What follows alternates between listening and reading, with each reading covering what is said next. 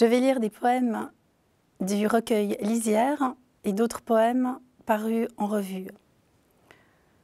Tout au bout du village, juste avant que le chemin ne parte vers la forêt, une femme est assise sur la pierre de la fontaine et lave ses organes.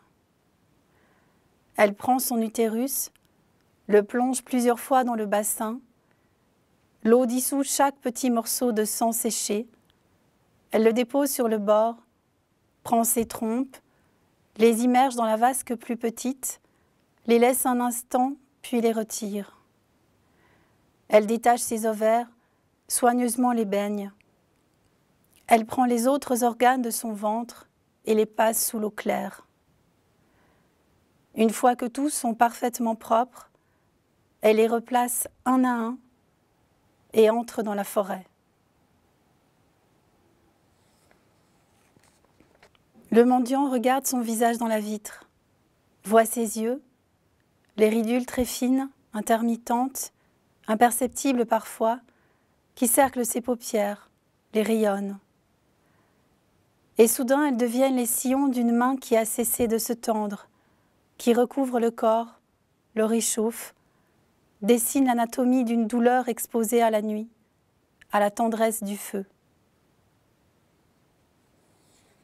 Dans une chambre rouge, une femme noue en silence les cheveux d'une enfant avant son départ pour l'école.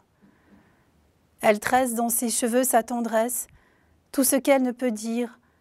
Elle tresse dans ses cheveux tant, trop d'amour qui se dresse soudain comme la lumière, et dans chaque brin tous les efforts à vivre, les peurs à perdre. Au moment où l'enfant sort de la maison, elle lui dit « Va, je serai avec toi. Pars, tu as des ailes, je n'ai pas besoin de toi. » Sur une place claire, au milieu des tirs de chars trop familiers, on voit un homme danser. Il danse entre les balles, les plus rares obus. Les mouvements de ses jambes caressent l'air touché par les tirs. Ses bras sont des oiseaux qui prennent leur envol, se reposent, puis repartent. Son visage a les traits d'une mère impassible. Dans la rue désertée, une fois les tirs à bout, le corps pris par ses propres modulations continue, dans le rythme donné par les rafales.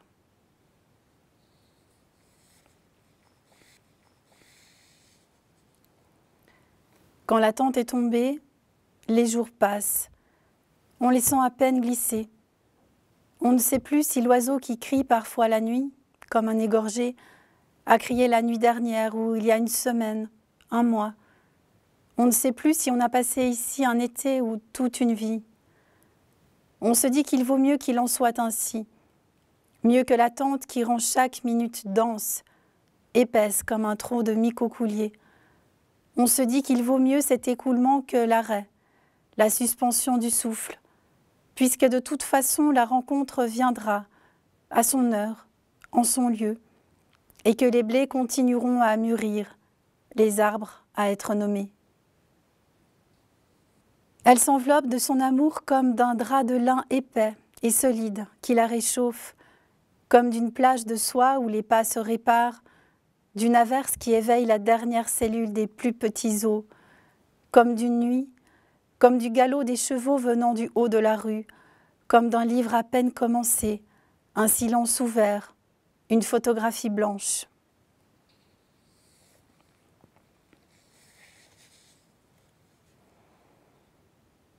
Il n'a les gestes de personne, la voix d'aucun, mais un boitement, trébuchement parfois, des mots crient sur lesquels les autres se retournent.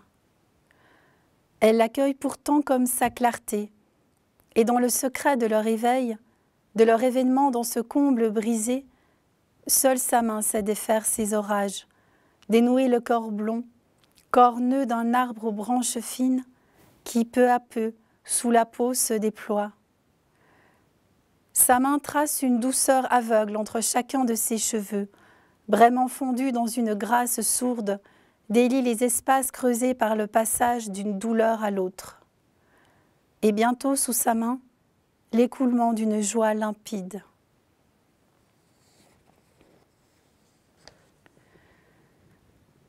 Une vieille femme est assise près du château d'eau qui domine la colline de châtaigniers. La bâtisse est haute, en béton gris. Elle lui procure une ombre agréable. Elle vient là parce qu'habituellement il n'y a personne, pour échapper au bruit du monde, au tumulte d'en bas. Elle vient là pour travailler la mort. Elle pense que peut-être, ainsi, elle pourra se préparer. Elle travaille la mort dans les arbres, le tintement de l'eau du château et le soir avancé dans les cris sombres de la chouette, le battement d'ailes des chauves-souris. Des pans de sa vie lui reviennent, elle les rassemble puis les laisse partir. Elle revient le lendemain, le jour suivant et tous les jours à venir. Mais la mort, elle, ne vient pas.